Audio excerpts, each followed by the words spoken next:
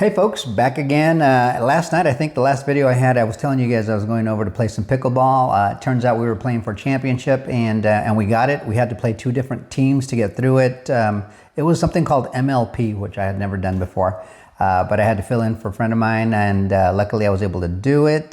Hope he's feeling better quickly. And we won. We got this little gold medal here. So a little something, had a good evening. Pickleball's fun. It's good cardio. But back to business here.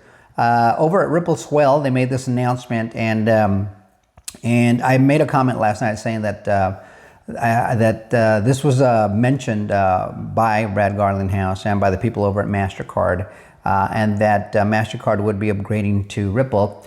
And I know sometimes it just, some people, they want to FUD, so they'll say some silly things in the comments. Don't pay attention to the people in the comments, especially those that don't understand and don't get it. Well, the first question you have to ask is, well, why are you even on this channel?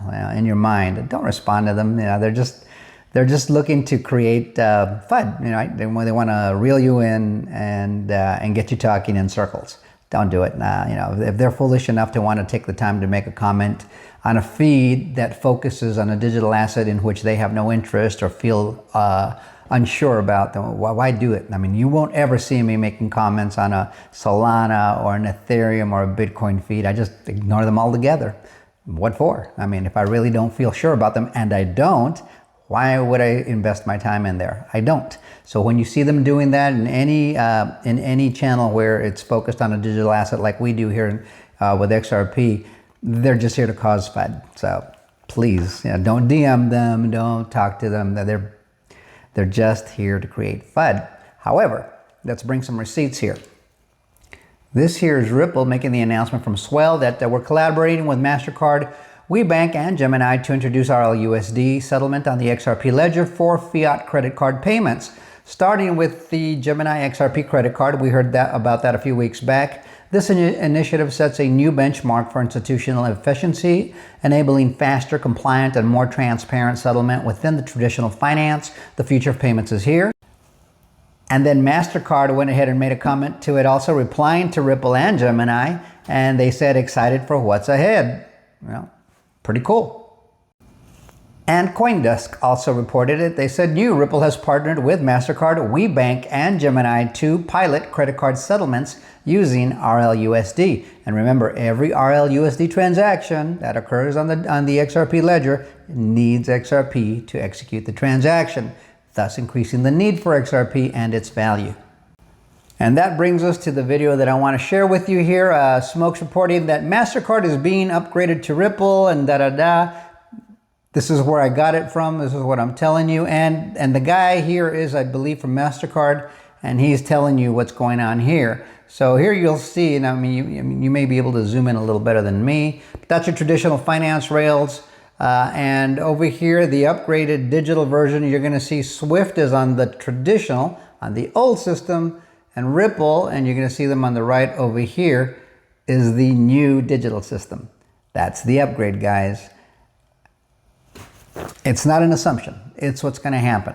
But hey, man, if you're not sure about it or if you don't get it, then move on. I don't want you on my channel, but if you want to stick around, just know you're going to be ignored, hopefully. Because anybody engaging with people that do those things is wasting, or you're wasting your own time, and they want to waste your time. So don't do that. Listen to the facts, what's actually happening by the players involved.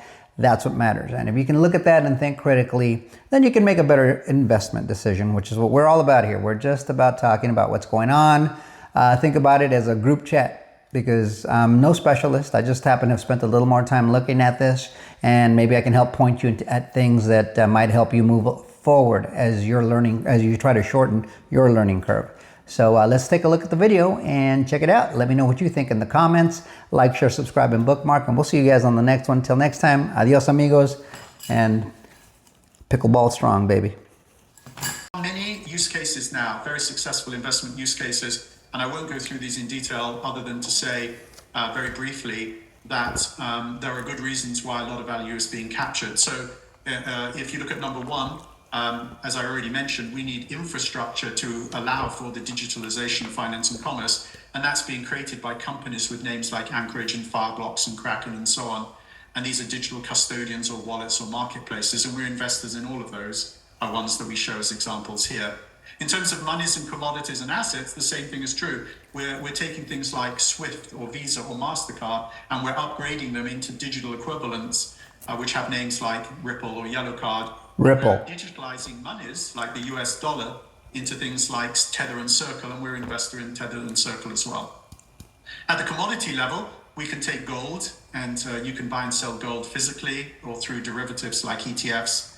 But we're now tokenizing gold, so you can buy and sell gold over digital wallets and digital infrastructure with things like Pax Gold. So we can do it with traditional commodities. Of course, Bitcoin and Ethereum are new to the world commodities, and we were early investors in them as well. And then you can do it with any other asset. So we can actually take any asset, like the example here, a money market fund from BlackRock. We can tokenize that and make that money market fund called BIDL be available in digital infrastructure in BlackRock. the world 24/7. And that's why BlackRock's so excited by the tokenization of other real world assets.